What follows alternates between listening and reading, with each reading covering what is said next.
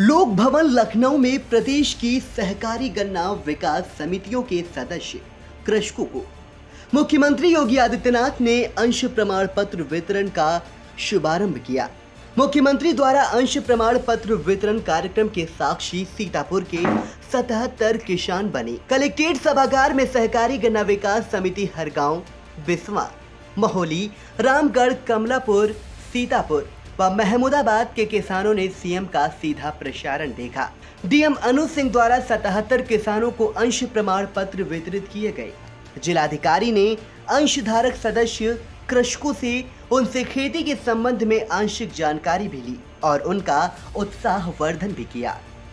DCO Sanjay Sisodia ने जिलाधिकारी को अवगत कराया कि जनपद में हरगांव, बिस्वा, महोली, सीतापुर, रामगढ़, कमलापुर एवं एक चीनी मिल समिति महमूदाबाद सहित 6 गन्ना विकास समितियां कार्यरत हैं, जिनके 3,48,559 कृषक सदस्य हैं, जिनके अंश प्रमाण पत्र तैयार हैं, जो उक्त कार्यक्रम के उपरांत समय निर्धारित कर कृषकों को वितरण किए जाएंगे। इस अवसर पर गन्ना विकास विभाग सीतापुर के अधिकारी एवं कर्मचारी उपस्थित रहे। प्रदेश के 50,10,000 से अधिक अन्नदाता किसानों को अंश प्रमाण पत्र वितरण कार्यक्रम में मंच पर उपस्थित प्रदेश सरकार में मेरे वरिष्ठ सहयोगी, गन्ना विकास और चीनी विभाग के मंत्री चौधरी लक्ष्मी नारायण जी, विभाग के राज्य मंत्री श्री संजय सिंह गंगवार जी, प्रदेश के मुख्य सचिव श्री दुर्गा शंकर मिश्र जी, अपर मुख्य सचिव गन्ना विकास श्री संजय पुष्परेड्डी जी, गन्ना विभाग के सभी अधिकारीगण और प्रदेश भर से आए हुए हमारे सभी अन्नदाता किसान भाइयों और बहनों, मैं सबसे पहले आप लखनऊ आए हैं, मैं आप सबका राज्य सरकार की ओर से हृदय से स्वागत करता हूं, आपका अभिनंदन करता हूं।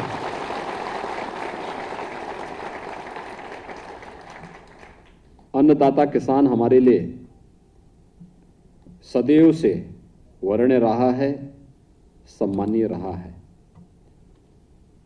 और फिर भारत जैसे कृषि प्रधान देश में और उसमें भी उत्तर प्रदेश, जिस पर प्रकृति और परमात्मा की सीम कृपा है, उस राज्य के माध्यम से न केवल राज्य की 25 करोड़ की आबादी का बल्कि देश और दुनिया के अन्न के माध्यम से, उत्तर प्रदेश के अन्न के माध्यम से उनका पेट भरने की क्षमता अकेले हमारा उत्तर प्रदेश का अन्नदाता किसान रखता है। आज आप सब यहां पर उपस्थित हुए हैं, आप सब गर्मी, सर्दी, बरसात की प्रवाह के बगैर निरंतर अपने परिश्रम से, अपने पुरुषार्थ से उत्तर प्रदेश और देश के अंदर खुशहाली लाने का कार्य कर रहे हैं।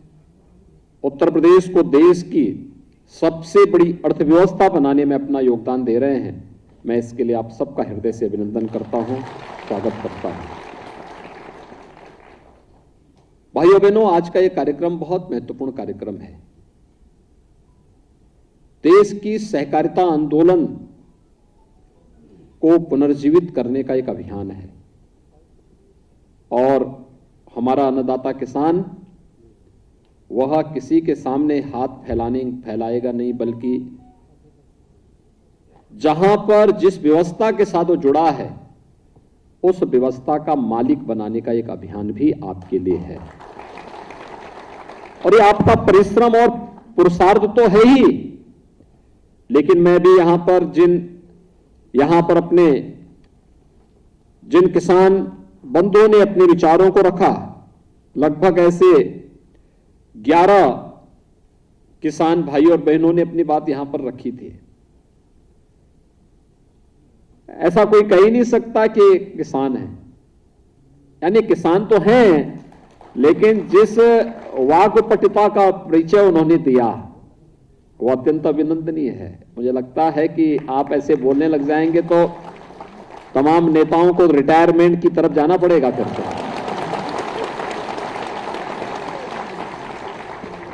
आप इसलिए बोल रहे थे क्योंकि आप उस क्षेत्र से जुड़े हुए हैं। जितना ज्ञान आपको है और जिस धारा प्रवाह आप अपनी बात को रख रहे थे, ये चीजें दिखाती हैं कि आपको उस फील्ड की व्यवहारिक जानकारी भी है। स्वाभाविक रूप से शासन सत्ता में जो लोग बैठे रहते हैं उनको व्यवहारिक कम, सैद्धांतिक जानकारी ज्यादा होती है, लेकिन जो जमीन पर है उसका व्यवहारिक जानकारी ज्यादा होगी। और व्यवहारिक जानकारी इसलिए है कि गन्ना किसान की समस्याएं क्या थी, कैसे गन्ना माफिया हावी होकर के ऐन वक्त पर, जो बात यहां पर श्रीमती ममतेज सिंह जी बता रही थी कि कैसे अपने पूज्य पिता के साथ जाती थी, गन्ना लेकर के गए और बोगी वहां जैसे पहुंचा उसके बाद वहां बता दिया कि अब तो अभी तुम्हारी पर्ची तो हम भेज चुके हैं गांव, और पहले पर्ची लेकर के आओ। आज तो ऐसा कुछ नहीं है। आज तो तकनीक के साथ आपको जोड़ करके एक व्यवस्था बना दी गई कि पर्ची आपके पास हो ना हो, लेकिन आपके पास स्मार्टफोन तो है, और आपके पास नहीं तो उनके पास तो है। आप वहीं से डाउनलोड करके उसको बोलो कि भाई अपना स्मार्टफोन निकालो, चलो मैं इसी में दिखा देता हूं। यानी ये सारी समस्या का समाधान। और इसीलिए प्रधानमंत्री मोदी जी कहते हैं कि भ्रष्टाचार पर प्रहार करना है तो हमें तकनीक को अधिकाधिक उपयोग करना चाहिए। और ये तकनीक गन्ना विभाग ने इसलिए अपनाई, राज्य सरकार ने इसलिए इस तकनीक का उपयोग किया। जैसे हमारे लगभग 50 से 55 लाख जो गन्ना किसान हैं, इन गन्ना किसान भाई और बहनों को किसी गन्ना माफिया की चपेट में ना आना पड़े और इनके परिश्रम का सही लाभ इन्हें प्राप्त हो सके, इस दृष्टि से वह कार्यक्रम आपको दिया गया। और आपने जिस अच्छे ढंग से उसकी व्याख्या की, जो बताया, आप मुझे बताइए, अगर कोरोना कालखंड में हम ये व्यवस्था नहीं लागू करते, क्या संभव था चीनी मिलों को चला पाना? नहीं था। महाराष्ट्र की आधी चीनी मिलें बंद हो गई, कर्नाटक की चीनी मिलें बंद हो गई, ब्राजील दुनिया के अंदर सबसे अधिक चीनी उत्पादन करने वाला देश है, ब्राजील की चीनी मिलें कोरोना में बंद हो गई। मेरे सामने भी बात आई थी, मैंने उस समय के गन्ना मंत्री और अपर मुख्य सचिव से संजय भूस रेड्डी जी को बुलाया, गन्ना विभाग के अधिकारियों को बुलाया। मैंने कहा भी देखो, कोरोना आएगा, इसको निपटने के लिए सरकार अपनी तरीके से व्यवस्था करेगी, लेकिन उत्तर प्रदेश के अंदर तो हमारे प्रदेश की इनकम का और इतने बड़े प्रदेश को संचालित करने के लिए अगर हमारी खेती किसानी प्रभावित होगी तो इतने लोगों के लिए हम कहां से व्यवस्था लेकर के आएंगे? और ठीक है, हम फ्री में राशन की व्यवस्था करा देंगे, हम सब कुछ कर लेंगे, लेकिन राशन ही पर्याप्त नहीं है। उस व्यक्ति के हाथ को कार्य भी चाहिए। वह बैठे बैठे घर में जिसने जिंदगी भर मेहनत की है वह बैठे बैठे खाएगा नहीं। उसके लिए मेहनत करने के लिए हमें जगह भी देनी पड़ेगी और उसको एक व्यवस्था देनी पड़ेगी जिससे उससे मन में यह भावना आए कि देखिए चीनी मिल भी बंद हो गई, किसान अपने गन्ने को क्या करेगा। मैंने कहा एक रिस्क लेना पड़ेगा, और रिस्क ये कि लॉकडाउन है, लेकिन हमें चीनी मिलें चलानी होंगी, कोविड केयर सेंटर हम बनाएंगे, हेल्प डेस्क बनाएंगे, हम वहां पर वह हर सुविधा उपलब्ध करवाएं, और टेक्नोलॉजी इस प्रकार की कि डाउनलोड करें अपने अपने स्मार्टफोन पर ही, और किसान को वहीं से हमें सुविधा उपलब्ध करवा दें कि वह अपने स्मार्टफोन से ही लोगों को दिखा सकें कि देखिए मेरी पर्ची ये है, और उस पर्ची के माध्यम से फिर वह अपने खेत का गन्ना मिल तक पहुंचा ले और मिल उसको उस रूप में आगे बढ़ाने का काम करे। तकनीक अगर नहीं होती हमारे लिए चुनौती होती, चीनी मिलें नहीं चल पाती, गन्ना माफिया हावी हो गया होता। और इसीलिए आपने देखा होगा जब इस तकनीक को अपनाया गया, आम गन्ना किसान जो सच्चा गन्ना किसान था उसने स्वागत किया, लेकिन गन्ना माफियाओं ने इसका विरोध किया, कुछ लोगों ने विरोध किया। जो लोग नहीं चाहते कि किसानों के का हित हो, वे लोग प्रोपोगंडा ज्यादा कर लेते हैं, अव्यवस्था पैदा करते हैं, अराजकता पैदा करते हैं। आप सोचिए, कोई सोचता था इसके बारे में? उत्तर प्रदेश के अंदर 2007 से 2017 के बीच जितना गन्ना मूल्य का भुगतान नहीं हुआ, उसका 1.5 गुना गन्ना मूल्य का भुगतान हम लोग विगत 5 वर्ष के अंदर गन्ना किसानों के खातों में सीधे कर चुके हैं, उनके खातों में जा चुका है। उत्तराखंड राज्य की वार्षिक बजट कितना है मालूम है आपको? मात्र 61,000 करोड़ रुपया, सभी विभागों का मिलाकर के। और उत्तर प्रदेश के गन्ना किसानों के खाते में कितना पैसा गया इस दौरान? इन 5 वर्षों में हम लोगों ने अकेले उत्तर प्रदेश के गन्ना किसानों के खाते में 1,77,000 करोड़ रुपए का गन्ना मूल्य का भुगतान किया है। यानी उत्तराखंड राज्य की कुल वार्षिक बजट का 3 गुना उत्तर प्रदेश के गन्ना किसानों के खाते में केवल पैसा गया है गन्ना का। हमारा प्रयास है, पहले दिन से ही मैं इस बात को हमेशा जोर देकर के कहता रहा हूं कि किसान को सही तकनीक मिले, सही बीज मिले, समय पे चीनी मिले चले। चीनी मिल चलेगी तो गन्ने की पेराई भी होगी, गन्ने की पेराई होगी तो स्वाभाविक रूप से उसके माध्यम से हम गन्ना किसान को समय पे भुगतान करने की व्यवस्था भी आगे बढ़ाएं।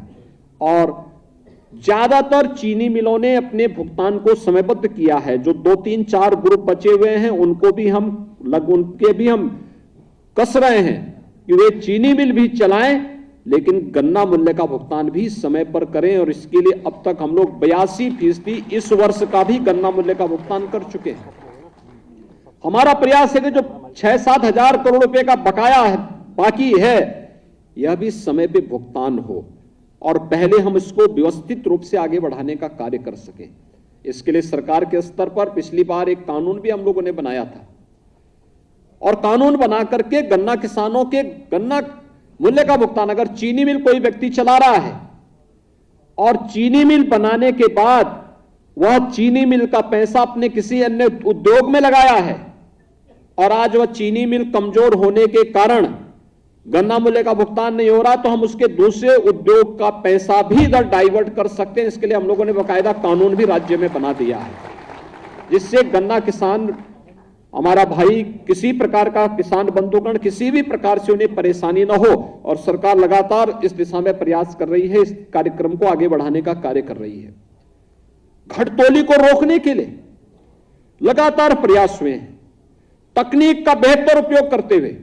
और हमें तो व्यवस्था देनी चाहिए कि समितियों के साथ साथ चीनी मिलों के अंदर भी हम उसको सीसीटीवी कैमरे के माध्यम से उसको पूरा जोड़ें। और यहां से जैसे हम लोगों ने कोटेदार के यहां व्यवस्था की, ई-पॉस मशीन भी दी, आज हमने वीडियो वाल से उसको यहां जोड़ दिया है। अगर ई-पॉस मशीन में कहीं भी कोई गड़बड़ करेगा तो यहां लखनऊ में बता देगा वो हमें कि यहां फलाने कोटे की दुकान में गड़बड़ी हो रही है।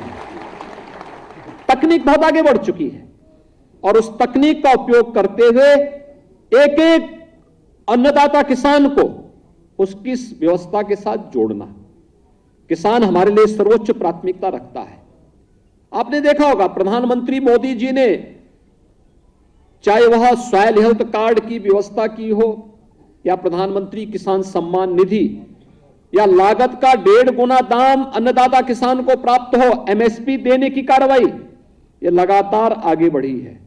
और 2017 में हमारी सरकार जब आई तो हम लोगों ने सबसे पहला काम तो किया था, अपने अन्नदाता किसानों की, लघु और सीमांत किसानों के 86 लाख किसानों के कर्ज माफी के कार्यक्रम को ही हम लोगों ने अपने हाथों में लिया था।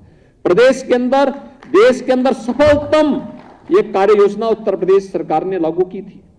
और फिर इस कार्यक्रम को आगे बढ़ाते हुए हमने प्रोक्योरमेंट की नीति भी अपनाई। रिकॉर्ड मात्रा में धान और गेहूं का क्रय सीधे अन्नदाता किसानों से करना प्रारंभ किया। फसलों के विविधीकरण की तरफ भी हम लोगों ने उसको ले जाने का कार्यक्रम किया।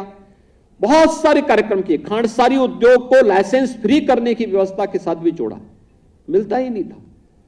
लाइसेंस देने में तमाम आना का नहीं, हमने कहा इसको डीम्ड करिए, आवेदन किया, एक प्रक्रिया के साथ उसको जोड़ो और ऑनलाइन सारी प्रक्रिया को अपना आगे बढ़ा करके, जिससे गन्ना किसान का हित भी हो और अधिक से अधिक लोगों को रोजगार भी प्राप्त हो। चीनी मिलों के पुनरुद्धार की कार्रवाई की, हम सब जानते हैं। चौधरी चरण सिंह जी किसानों के मसीहा कहे जाते हैं। चौधरी चरण सिंह जी की कर्म भूमि की चीनी मिल दशकों से मांग हो रही थी रमाला चीनी मिल के बारे में कि रमाला चीनी मिल का पुनरुद्धार होना चाहिए। कोई नहीं किया। हम लोग आए, एक मुश्त पैसा दिया और वहां पर अब नई चीनी मिल काम कर रही है, बेहतरीन तरीके से काम कर रही है। मुंडेरवा में पिछली सरकारों के समय अन्नदाता किसानों पर गोलियां चलती थी, किसान मारे गए थे। हमने एक मुश्त पैसा दिया और चीनी मिल तो लग गई है। चीनी मिल के साथ साथ वहां डिस्टिलरी लगाने की कार्रवाई हो रही है, फाइन शुगर बनेगी, ओजन प्लांट लगेगा, इथेनॉल उत्पादन का कार्यक्रम आगे बढ़ रहा है। यानी ये सभी कार्यक्रम अब तो एक कॉम्प्लेक्स बनेगा। कोई चीनी मिल आने वाले समय में घाटे में नहीं रहेंगी, क्योंकि भारत सरकार ने जो निर्णय लिया इथेनॉल ब्लेंडिंग का कि हम पेट्रोल और डीजल में भी पहले 10% था, 20% तक यह बना सकते हैं। अब हमारे यानी जो पैसा भारत का पैसा था, जो पहले पेट्रो डॉलर के रूप में दुनिया के कुछ देशों में जाता था, जिसका दुरुपयोग भी होता था हमारे खिलाफ ही, अब ये पैसा उन देशों को न जाकर के हमारे अन्नदाता किसान की जेब में जाएगा तो उसका बच्चा खुशहाल होगा, उसका घर खुशहाल होगा। और इथेनॉल उत्पादन का रिकॉर्ड भी हमारी चीनी मिलों ने बनाया है और इसका श्रेय भी आप सभी किसान बंधुओं को ही प्राप्त होता है, क्योंकि गन्ना आपके यहां से गया, इथेनॉल वहां से उन्हें प्राप्त हुआ और इथेनॉल के माध्यम से आज हम ग्रीन ईंधन भी देने का काम कर रहे हैं। यानी ये नए नए कदम उठाए जा रहे हैं और आज का एक कार्यक्रम भी इसी के साथ जुड़ रहा है कि जब समिति के मेंबर आप बनेंगे, समिति के अंशधारक के रूप में आपकी पहचान भी होगी। समिति के अंशधारक के रूप में अगर उस समिति से जुड़ी हुई चीनी मिल, अभी बहुत कुछ उसमें आगे बढ़ना है, लेकिन जिस दिन वह प्रॉफिट के साथ आगे बढ़ेगी तो उसका बोनस भी स्वतःस्फूर्त भाव के साथ हमारे अन्नदाता किसान के पास पहुंचता हुआ दिखाई देना चाहिए और वह कार्यक्रम के साथ जोड़ने का एक अभियान है। ये एक अभियान है जिसके माध्यम से आप भी कह सकते हैं ये चीनी मिल हमारी है, हमारा किसान इस चीनी मिल को चलाता है। इस व्यवस्था के साथ हम भी जुड़े हुए हैं और सरकार की यही मंशा है। सहकारिता आंदोलन पर हम सब आभारी हैं प्रधानमंत्री मोदी जी के, जिन्होंने भारत सरकार में सहकारिता को एक डिपार्टमेंट के रूप में ही वहां पर उन्होंने उसको एक नए मंत्रालय के रूप में उसे आगे बढ़ाने का काम किया है।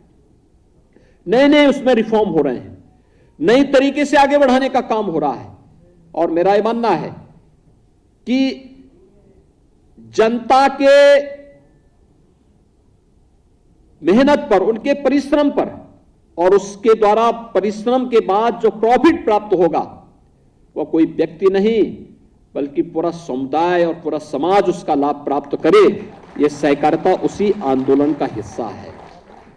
पूरे समाज को उसके साथ जोड़ने का एक अभियान है और यह समितियों के माध्यम से जो आज कार्यक्रम आगे बढ़ रहा है, मुझे लगता है कि इन कार्यक्रमों को, उन समितियों को पुनर्जीवित करना, उन समितियों को पुनर्जीवित करने के बाद हर एक अन्नदाता किसान को उन समितियों का अंशधारक बनाने की कार्रवाई के साथ आगे बढ़ा देना और फिर अब इसके बाद का अगला चरण हमारा प्रारंभ होगा। प्रदेश के अंदर चीनी मिलों के पुनरुद्धार के एक बड़े कार्यक्रम को लेकर के सरकार आगे बढ़ रही है। आपने देखा होगा कि हम पिछले 2.5 साल से तो हम लोग कोरोना महामारी से जूझ रहे हैं, उसी पे प्रबंधन में, फिर भी उस सब के बावजूद हमने प्रयास किया चीनी मिलें चलें। जब तक अन्नदाता किसान के खेत में गन्ना है तब तक चीनी मिलें चलेंगी और उस कार्यक्रम को हमने सफलतापूर्वक आगे बढ़ाया है। लेकिन अब कुछ नई चीनी मिलों के बारे में, उन जो पुरानी जर्जर हो चुकी चीनी मिलों की क्षमता विस्तार के बारे में, उनके सुदृढ़ीकरण के बारे में एक नए कार्यक्रम को हम आगे बढ़ा रहे हैं।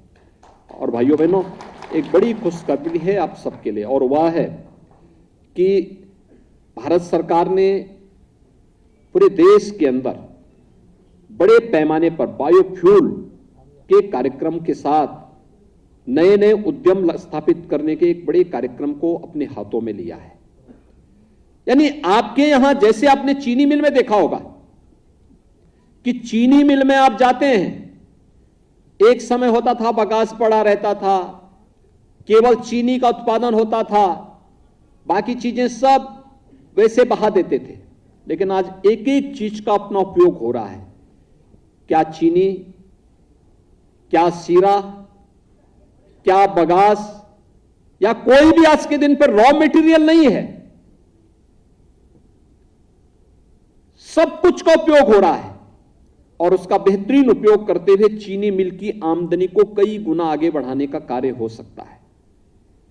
ऐसे ही प्रदेश के अंदर भी हम लोगों ने एक प्रयास प्रारंभ किया है, इंटीग्रेटेड एसेट कॉम्प्लेक्स स्थापित करना, बायोफ्यूल के नए नए उद्यम लगाने की कार्रवाई। अब पराली जलाने की नौबत नहीं आएगी। धान या गेहूं आप उत्पादन कर रहे हैं तो उस पराली को जलाने की नौबत नहीं आएगी। उसको आप बांध दीजिए, एक जगह इकट्ठा कर दीजिए, और जहां बायोफ्यूल की यूनिट लगेगी वे आपके पास आएंगे, उसका अतिरिक्त पैसा आपको देंगे और वह भी आपका अतिरिक्त मुनाफा हो गया। अतिरिक्त मुनाफा आप उससे कमाएंगे और बदले में हमें सस्ता ईंधन भी मिलेगा, सीएनजी मिलेगी, सस्ता ईंधन मिलेगा। डीजल पेट्रोल पर हमारी निर्भरता समाप्त हो जाएगी और हमारा प्रयास होना चाहिए कि इससे पहले डीजल पेट्रोल स्वतः समाप्त हो, हम ही उसको तिलांजलि दे दें कि नहीं, अब इसका स्रोत कोई अरब जगत नहीं, दुनिया के वे देश जो कभी कभी इसका दुरुपयोग भी करते हैं, बल्कि उसका स्रोत हमारा अन्नदाता किसान होगा। और भारत को और उत्तर प्रदेश को इसका नेतृत्व करने के लिए अपने आप को तैयार करना होगा। इस दिशा से हमारी सहकारी समितियों को अपने आप को तैयार करना होगा। दूसरा, लगभग 10 चीनी मिलों को केंद्र में रख करके भी हम लोग उसको नए उनके पुनरुद्धार के पैकेज को लेकर के आ रहे हैं। अगले 1-2 वर्षों के अंदर हम इन सभी के कार्यक्रम को आगे बढ़ाएंगे और फिर पेज वाइज हर चीनी मिल की क्षमता विस्तार करना, जर्जर चीनी मिलों के स्थान पर नई चीनी मिलों को लगाना, पीपीपी मॉडल पर भी हम लोग कुछ कार्यक्रमों को आगे बढ़ाने का कार्यक्रम करेंगे। और मैं विश्वास के साथ कह सकता हूं कि आने वाला समय अब इस आशंका से ग्रसित होने की आवश्यकता नहीं कि चीनी मिल बंद होगी, नहीं, आने वाला समय हमारे गन्ना किसानों का होगा। गन्ना किसान अपनी प्रगति और खुशहाली को अपनी आंखों के सामने देख पाएंगे। पिछली सरकारें अनिर्णय का शिकार थी। वे फैसला जो लेती थी, एक तरफा फैसला लेती थी, वह फैसले न चीनी मिल के पक्ष में होती थी न गन्ना किसानों के पक्ष में होती थी, वे उनके स्वयं के पक्ष में होती थी। हमने गन्ना किसान को सर्वोच्च प्राथमिकता देते हुए फैसले लेने प्रारंभ किए, उसका लाभ सभी को प्राप्त हो रहा है। राज्य खुशहाली की दिशा में अग्रसर हो रहा है और उसी दिशा में हम सबको मिलकर के कार्य करना होगा, एक सामूहिकता के साथ कार्यक्रम आगे बढ़ाना होगा।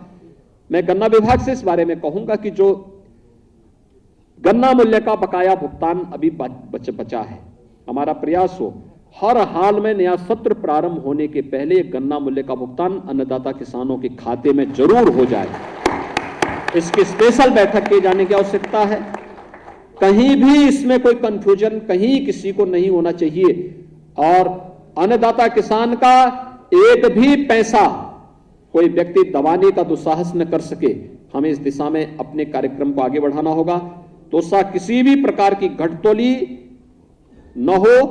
जैसे हम लोगों ने मजबूती के साथ आज ई पर्ची के माध्यम से हर किसान को राहत दी है और गन्ना माफिया की कमर तोड़ने का काम किया है, ऐसे ही हम आने वाले समय में तकनीक का उपयोग करते हुए अधिकाधिक लाभ अपने गन्ना किसानों को उपलब्ध करवाने में सफल होंगे।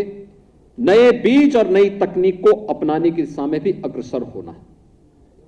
अभी हम देखते हैं हमारा किसान अभी भी पर एकड़ 150-200 कुंटल ही उत्पादन कर पा रहा है, जबकि उत्तर प्रदेश की धरती में पूरब हो या पश्चिम, मध्य हो या अन्य जो बुंदेलखंड से भी जुड़े हुए कुछ जनपद ऐसे हैं जहां पर गन्ना उत्पादन की व्यवस्था है।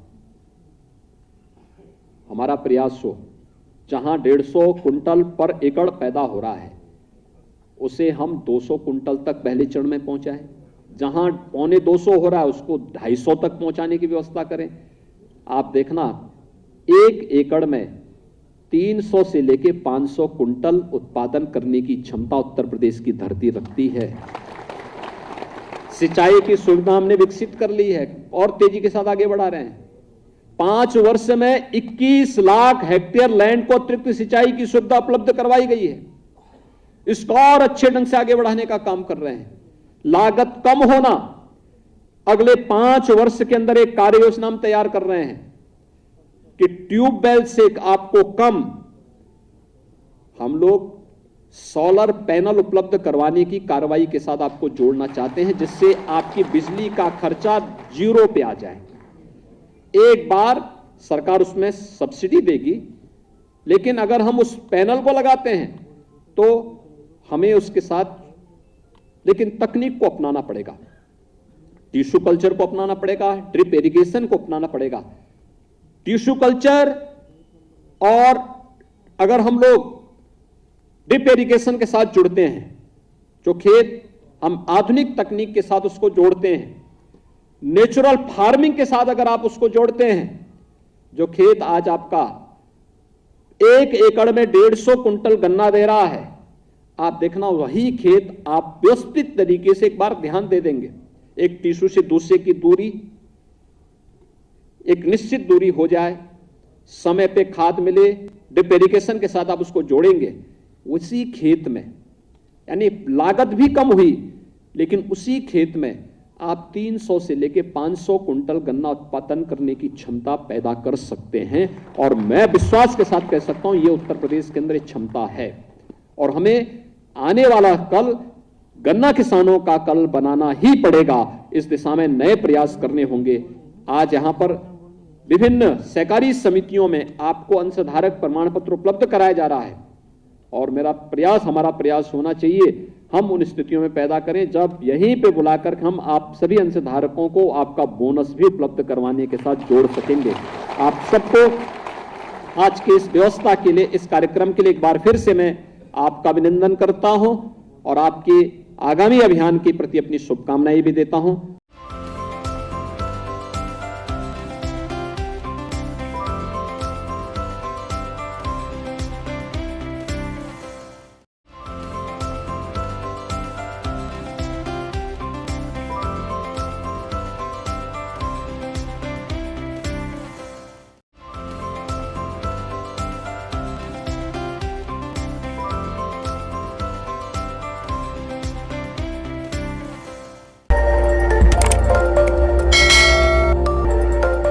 खबर आपकी, नजर हमारी।